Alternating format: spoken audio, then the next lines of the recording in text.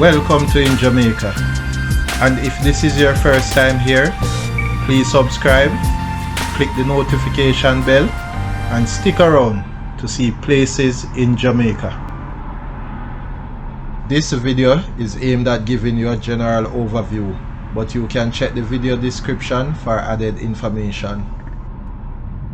Currently, we are driving west on Port Royal Street towards Water Lane.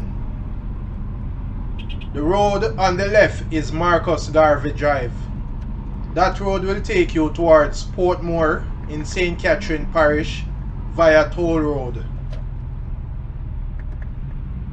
Turning onto Water Lane.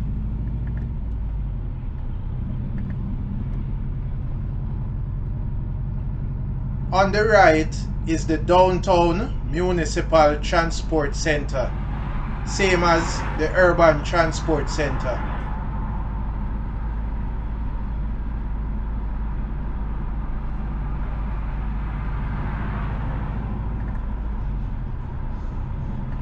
On the left is Rum Stores Road.